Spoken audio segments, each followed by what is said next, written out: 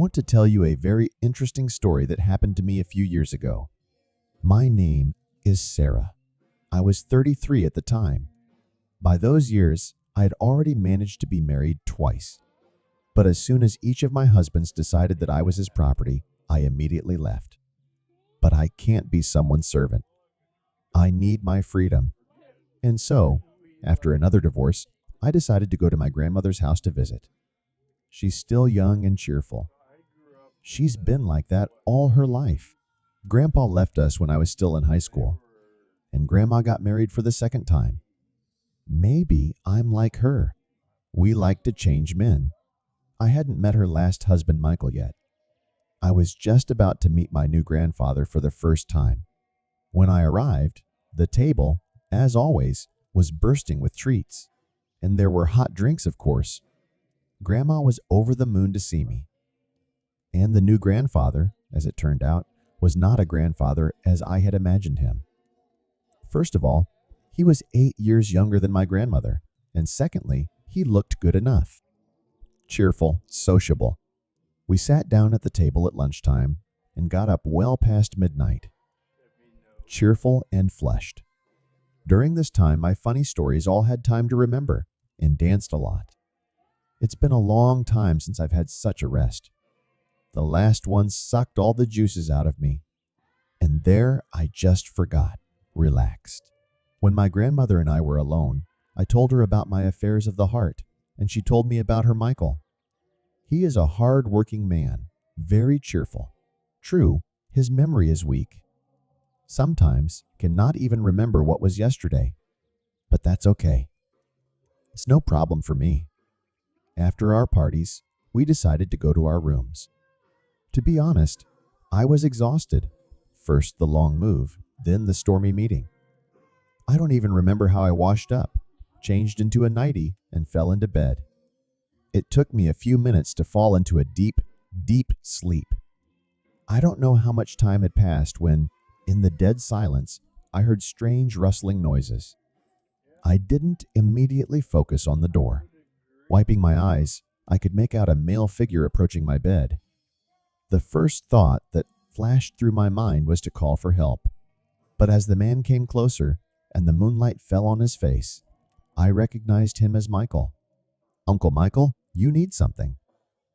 I squeezed out of myself in a sleepy voice. He was silent and came closer and closer. From a half-lying position, I sat up abruptly. I tried to reach for the lamp to turn on the light, but he quickly intercepted my hand, letting me know not to do that. No, he wasn't holding me by force. His hands were very warm, strong and gentle at the same time. In general, I always pay attention to men's hands. For me, it's one of the factors of attractiveness. His hands were like that, strong, firm, and beautiful. He lowered my hand and slowly put his hand on my face. I was so perplexed that I couldn't even move. He continued to stroke my face. I'm ashamed to admit it, but I wasn't embarrassed at all in this situation. He gently laid me back down on the pillow and started kissing me, as tenderly as no one had ever kissed me before. I just turned my head off, all thoughts, and didn't think about the consequences. When I woke up in the morning, there was no one beside me. I immediately thought I had dreamed the whole thing. The day before had been a very emotional day. A long drive, lots of socializing and warming drinks to get my head in the game. When I got to the kitchen, Grandma had already made pancakes and poured me a mug of coffee with homemade cow's milk. Michael, my new grandfather, was sitting at the table as if nothing had happened, flipping his 10th pancake.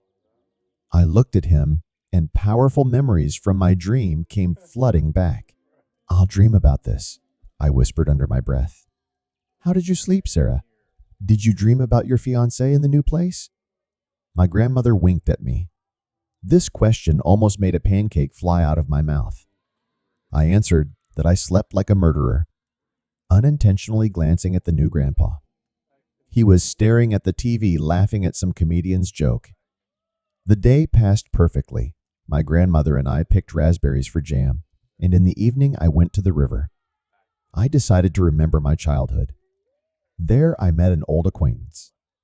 We chatted, and I came home very late. The house was quiet, and my dinner was on the table. I ate, washed, changed my clothes, and went to my room. Before going to bed, I decided to read for a while. After about an hour, I turned off the lamp and began to get comfortable. As soon as there was complete silence, I heard the rustling again. A feeling of déjà vu came over me. Had I fallen asleep so fast? Why am I hearing all this again? I was awake and sober now, and my mind was flying with a swarm of thoughts and questions. Just like last time, my door opened, and there he was. Not knowing how to react to what was happening, I let him know I was awake. His hands touched me again, and once again, I melted like ice in the hot palm of his hand. That night, it happened again. It was only in the morning that I realized that I hadn't dreamed the first night either. In the morning, I was surprised at how skillful Michael was at hiding his nocturnal activities. During the day, there was not a single hint of what had happened between us. It was only when he sat at the table that he didn't remember what his grandmother had cooked for breakfast that I realized. His memory had simply erased all memory of us. He probably didn't realize he'd walked into my room specifically. And he was sure I was Grandma. Sarah was perplexed by the strange turn of events with her grandmother's new husband, Michael. His nighttime visits left her confused yet intrigued. She pondered the ethics of the situation, but found herself unable to resist when he entered her room again that night. Over the next few days, they fell into an unspoken routine. Michael would come to Sarah's room late at night, silently make love to her, and leave before sunrise. They never spoke of it outside those encounters. Sarah wondered if Michael even remembered their trysts, or if his fading memory erased the events each morning. Eventually, Sarah knew she had to leave or risk getting caught in their web of secrecy. On her last night, after Michael left her room, Sarah penned a letter explaining everything to her grandmother. She didn't wish to hurt her, but felt compelled to reveal the truth. In the morning, Sarah said her goodbyes, leaving the letter on the kitchen table. As she drove away, mixed emotions swirled inside. She felt sadness over leaving her beloved grandmother, regret about betraying her trust, yet a lingering excitement over the passionate nights with Michael. Their connection defied logic, and perhaps that impossibility made it all the more alluring. Back in the city, Sarah dove into work to dull the ache of complicated memories. Months later, she received a letter from her grandmother. Sarah held her breath as she read, unsure what reaction to expect. But instead of anger or judgment, the letter held only love and understanding. Her grandmother wrote that she had always known about Michael's nighttime wanderings. She only wished Sarah had felt comfortable enough to talk openly instead of bearing the burden alone. There was no need to carry shame or guilt.